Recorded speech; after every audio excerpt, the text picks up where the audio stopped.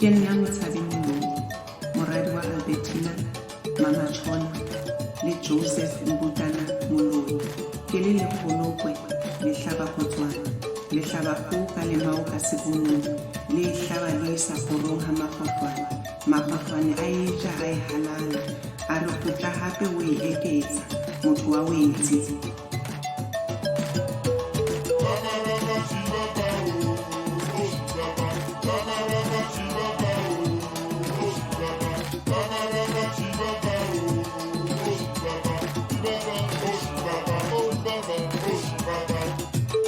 Welcome to the Journey with Mpho podcast, a sacred space for healing, love, and rediscovering your life purpose. Introducing your host, Mpho.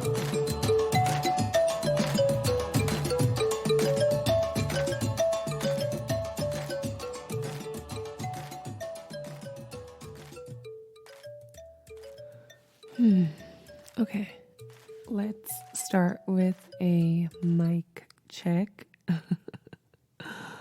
Oh man, now that I'm on this mic, I recognize how exhausted I feel. One of the reasons is because it is 4 a.m. Sunday, January 9th.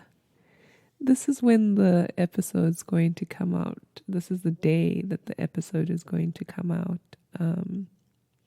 In about 3 hours, I will publish this episode and then you guys will get to hear it.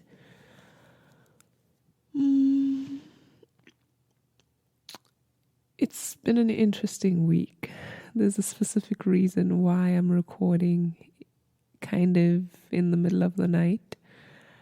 I will share that reason later on in the episode. But for now, we're just doing a sound check. I see the sound waves look good. I don't think my voice sounds great. It's like a morning voice. I'm sleeping on the carpet. Not sleeping on the carpet, just kind of laying on the carpet with my blanket and trying to get into the mood.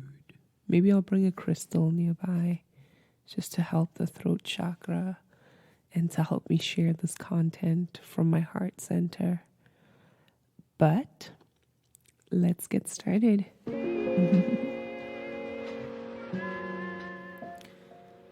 Hello, Journey with Mpho friends and family.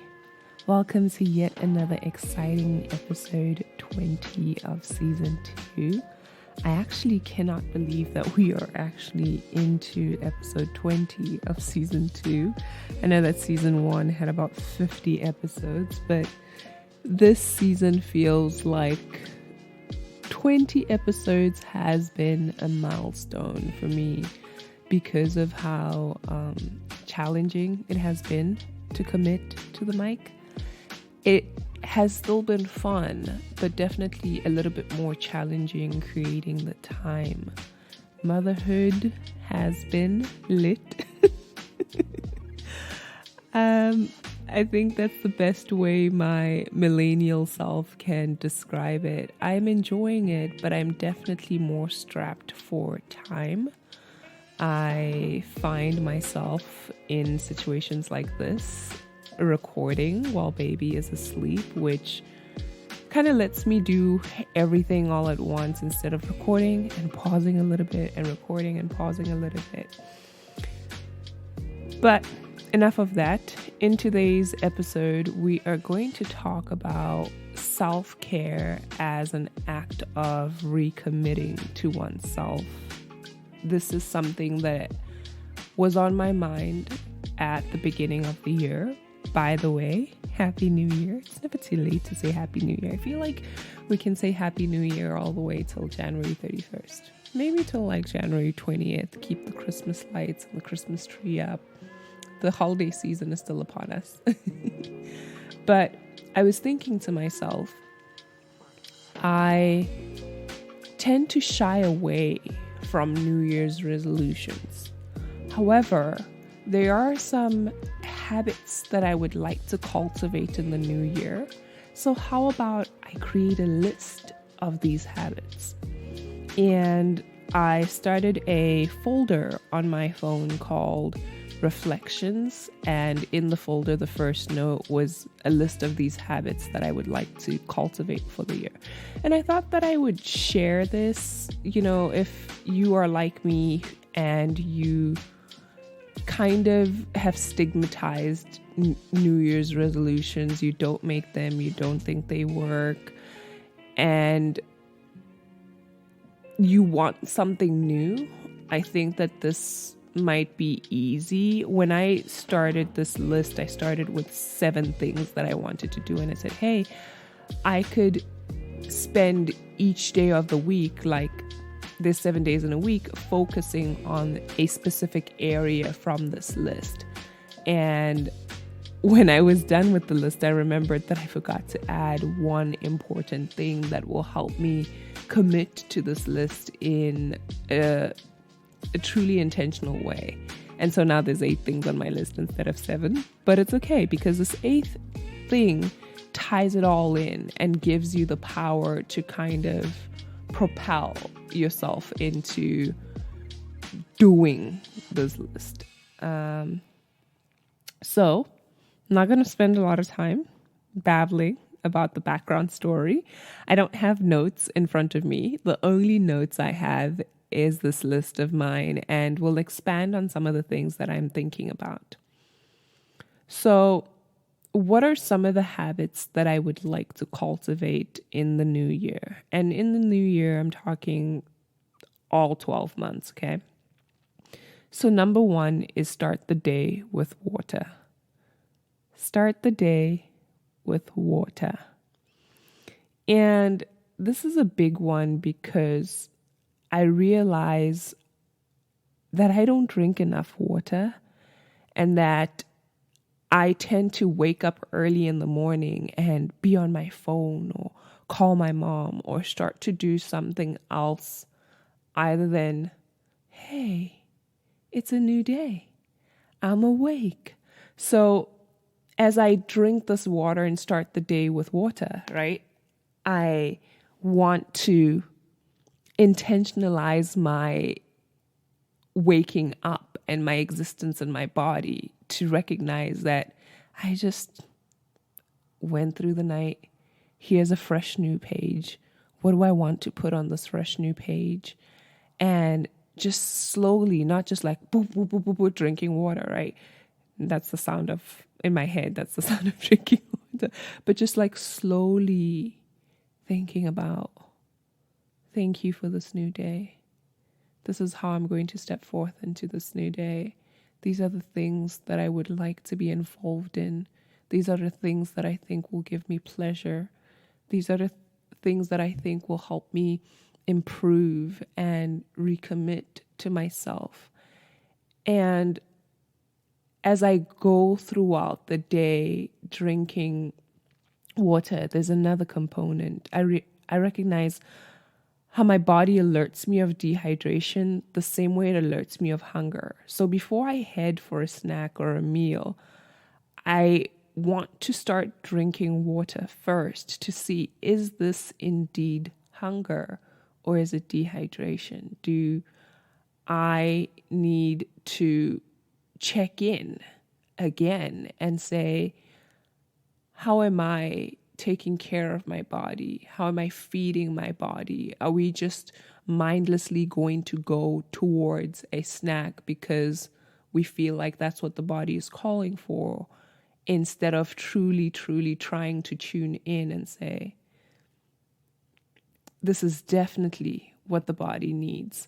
And every time I drink water in this way, I feel like I could reach the amount of water my body needs, right? The recommended number usually is like 8 glasses of water a day. It seems intimidating at the beginning of the day to be like, whoa, I've got to do this 8 times a day, especially if you're someone like me who doesn't drink as much water. And so really just slowing it down and not thinking about the future of 8 glasses, but going for a glass in the present moment and using that water ritual, let's call it a water ritual, as a way to recommit to your desires of the day, your pleasures of the day, your gratitude. It could be a pause for gratitude. Thank you so much that I'm able to have this little moment of quiet here where I listen into my body and say, what do we need? How can I be here to support you for the energy that we need for the day? And that's something that I really want to do. And then moving on to number 2, this is kind of a big one. I would like to reduce screen time. And screen time has a double play for me. It's in terms of TV screen time as well as being on my phone. I had developed, especially during my pregnancy, this habit of when I go to the restroom in the middle of the night, I take my phone with me and I'm quickly checking social media to see what people have posted. And, I spent a lot of time in the restroom during my pregnancy. One is required to drink a lot of water. And so I was in the restroom constantly. I need to pee. And so I used my phone as like a entertainment tool, perhaps. I'd watch a little bit of like maybe 6-7 TikTok videos.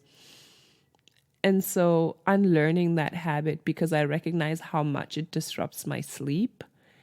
First thing in the morning, also, I'm on my phone again, checking social media. When you're standing in line, maybe at a grocery store or at a bank and things seem to be taking longer, reducing screen time.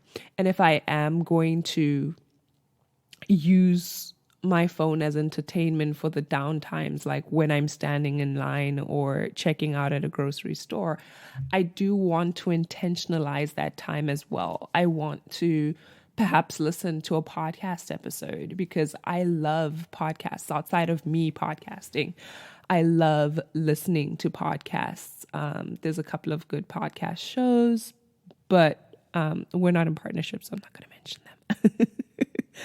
them. Definitely love listening to podcasts. So using that time to maybe read a book. I set up on my book app a goal of how many minutes a day I want to spend reading, and that's about 60 minutes a day. So intentionalizing my screen time. And if I am on there should be a purpose. Like, are we calling someone? Are we texting someone? Not just mindlessly self-soothing using my phone. So under this note, I said, especially before bedtime, during nighttime bathroom runs, and first thing in the morning. So that's the times that I really want to intentionalize reducing screen time. I also went on to say that social media and general notifications can disrupt sleep and cause anxiety. There is that component, right? It's kind of a mixture of FOMO and anxiety. What am I looking for? What am I missing on my phone? What's going on? What do I need to be aware of? And so I've gone in and turned off all but incredibly important notifications, like my banking app notifications. Yeah, sure. I want to know what's going on with my money, because I work for it.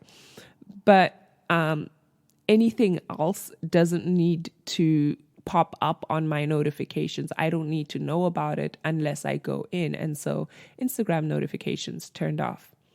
Facebook notifications turned off. Email notifications turned off. I choose when I go in there and when I view those things, therefore decreasing my anxiety, decreasing my screen time, allowing me to truly focus on whatever it is that I'm working on at that point in time. It's harder because I also use an Apple Watch. And so whenever my phone would bing, my watch would ping too. Bing and ping. So just trying to bring in that present mind, that focus within my life. The third thing, you've heard me say in the first one, intention, second one, intention. What are the intentions? Self-care, right? Self-care doesn't look like going to get a massage or treating yourself to retail therapy or whatever. Sometimes it can just look as simple as this, where we say, how do I get back to me and loving me in a way that truly helps me stay healthy have the mental capacity and bandwidth to pursue my goals, right? And so number 3 is to continue focusing on intentional living. And there's a couple of focus areas within this point, some of them being meditate, set boundaries, learn new skills, and pursue my desires. Definitely meditation. Again, that breath work there, the tuning in. Where is my body?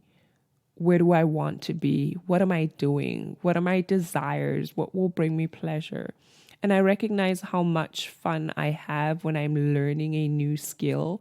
So I definitely want to continue in this new year to learn new skills, to explore. I'm excited in potentially getting sound healing certification, doing an apprenticeship with someone who is already in the industry for sound healing. It's funny calling sound healing industry, but someone who's already in the field. I want to set boundaries because that's going to balance my intentional living. I don't want to be a people's pleaser. I want to check in with myself to see where I am at before I jump in to be involved in people's activities and assisting and saving. I definitely think that component, that part of me that loves to mother. Therapy. That part of me that loves to mother people can definitely tone it down a little bit. I don't always have to offer advice or have an opinion about something. I can just listen and recognize that sometimes all a person needs is to be heard instead of advised. And so we're setting boundaries, saying no when we actually want to say no, saying yes to the things that we actually want to say, speaking up when our boundaries have been violated, not being fearful that relationships will end or people will respond negatively, just giving that information out like, hey, this is a boundary that I have, and I feel like I've set expectations on how I want this boundary to be approached, and I feel that those expectations and the specific boundary has been violated, and I'd like for us to work out a way on how to overcome this and to prevent it from happening in the future. And if the relationship ends, the relationship ends. But most of the time, people have responded very positively to this new me setting boundaries. I'm like, oh, okay, cool. Take care of you. Okay, sure. I can find someone else to help me. And it's been surprising because my fear was people would never understand. I mean, they've come to me for help.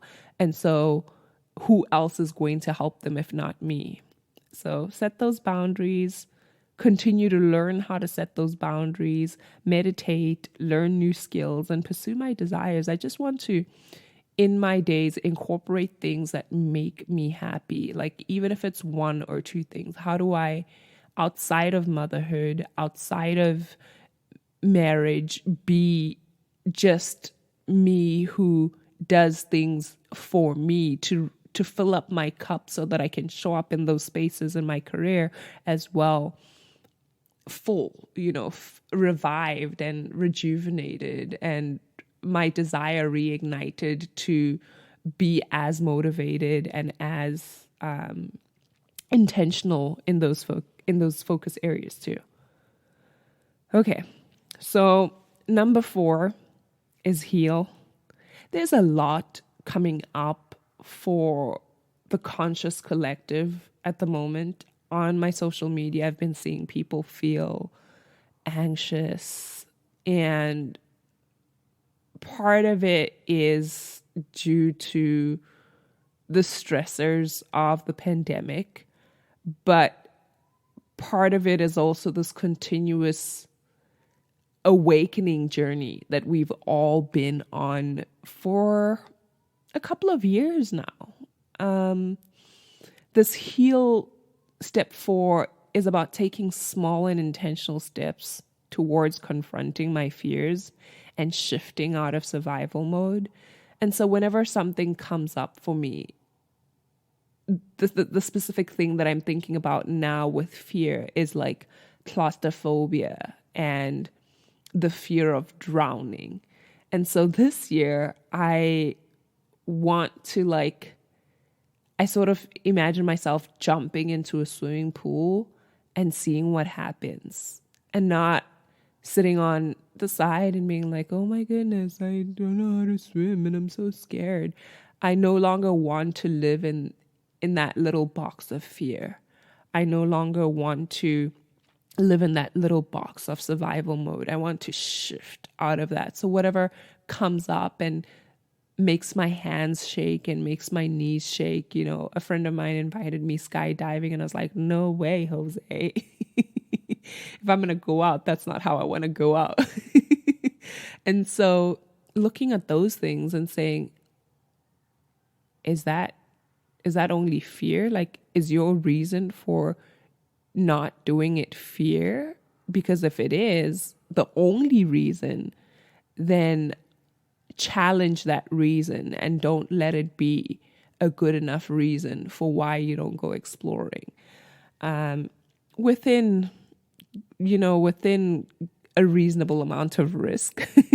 I'm still skeptical about jumping out of a plane, but maybe, I could do a helicopter ride and I could bungee jump, just challenging this combined fear of heights, combined fear of claustrophobia, and moving out of those survival and fear boxes into the other side of that.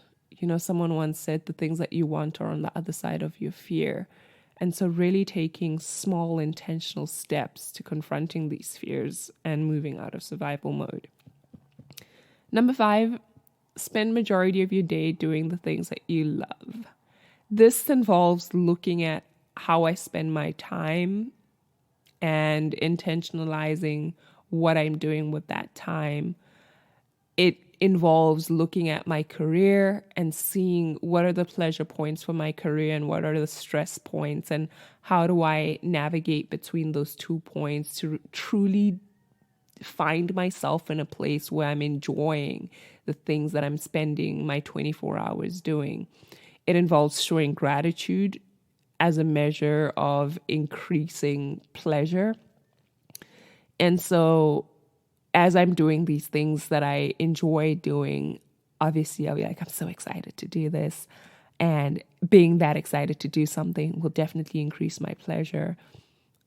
I still am working out career-wise as well as personal life-wise. How am I going to incorporate these things? And as we think about this point, I think it will come up for me like, oh, this is what you love doing.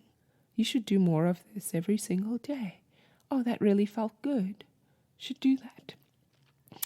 Number 6 is read a book. I love reading. And I think when I initially wrote number 6, it was read a book and or journal, because those are the 2 activities that I feel help me feel grounded. I love reading books, but ever since the confrontation with anxiety and depression, sitting down to read a book kind of increased the anxiety. I don't know why. It's like this quiet time, perhaps, where you are turning the pages and having to really focus on not only the words that you're reading, but on understanding the content that you're reading. And for some reason, in the past 2 years, I've started a book or 2 and not finished it. The only book during this time period that I can remember reading from start to finish and being engaged with was 21 Lessons for the 21st Century. Absolutely love the book. Recommend it to everyone. I don't know what it was about that book, and maybe that's the first book I should read. I should pull it out and read it and see what that brings out for me. these activities definitely make me happy. Reading a book and journaling. Journaling, again, is a time factor, right? It's about managing my day and truly setting aside time to write, pen to paper, just exploring what's in my head, even if it's nothing, like just babbling, like, oh, you should get this for baby, you should get this, you should do this, even if it ends up being a to-do list, but just getting it out and writing. I have not written a poem in a long time, so maybe a poem might fall out of me on the days where there is not much. I would probably inspire the creativity to start writing a poem. So read a book, journal, read a book maybe once a month. That would be 12 books in the year. I have a few books that I'm definitely interested in reading as I move toward leveling up on Reiki. I do want to learn more about Reiki and explore that field. And so there's so many books just within that I could read. People have said audiobooks. I don't know. Like, again, right? It's reducing the screen time. That's one. And the other part of it is sometimes I don't like the narrator's voice. It can be kind of annoying. And so maybe not audiobooks yet. Number 7, look at us, we're getting through this list, is eat consciously. I say under this note, try to be present throughout every bite of whatever you choose to eat. And the reason this is on here is because sometimes I eat a meal or a snack and I just don't remember, like, did I eat that? What did it taste like? And it's because at the time that I'm eating, I'm really rushing and not spending the time to taste my food. And I think when you do that, when you pause, eat consciously, you start this relationship with your body where you say, this is sacred ritual. This is how I give you the nutrients to do all of the things that you need to do to keep me functioning. And I imagine that when I do that, I'll be less hungry because I'm really present and mindful for my meals. Like it will play this trick on my mind where I don't every 5 to 20 minutes feel hungry. Granted, I'm breastfeeding, so that's probably what's making me even more hungry. But I feel like I'll be able to reduce I'm just going to eat because I want to eat something. I want to have something in my mouth. And hopefully with this conscious eating, this chewing, tasting of the food, there'll be less digestive issues, gas, upset stomach, making my stomach work harder to break down the food that I didn't chew properly. So I just really want to be present for my meals, know what I'm eating. I want to be in the kitchen more, making those meals, because I feel, again, strapped for time, exhausted with work, new mother, ordering takeout. And takeout is good, but as a sacred ritual to myself and as a way of honoring what my body does for me in recovering from virus, keeping me safe, keeping me healthy. I really want to dig into my food this year. Perhaps go back to being vegan, or at least intentionally putting things into my mouth. Oh, it sounds dirty. Sorry. Let's move on to the last one. So the last one is rest. Rest, rest, rest. It ties it all in. In my priority list with my therapist, what matters most to me, one of the first things at the top is rest. If I am well rested, I have the energy, the mental capacity to set boundaries, to consciously prepare my meals, to recognize that I do love journaling and reading a book, to recognize when my body is signaling for water and when it's signaling hunger, rest. And that looks different for everyone. I think for me, a COVID diagnosis was harder because physically I'm someone who loves to tidy up around the house. Maybe I don't know if I love tidying up around the house, but I'm someone who's always on the go. Let's wash the dishes. Let's do this or that. Let's go out for a play date, or let's do a double date with someone. And so rest. What does rest look like? Does it look like on the days where I'm not working, not having an alarm and waking up when my body chooses to wake up? Does it mean when baby goes down for a nap, I go down with her too? Does it mean sometimes the time that I will have the energy and feel rested enough to record an episode is at 4 a.m. in the morning? Does it mean when I have done that, will I take a nap, go back to bed, and recognize that I've now pushed my body into this new field and it may require just a little bit more rest? The biggest thing about this rest component was the voices of the people who have raised me. There's a lot of negative self-talk, a lot of shame with the act of resting. Like, how can a woman just sit and do nothing? How can, there's a saying, how about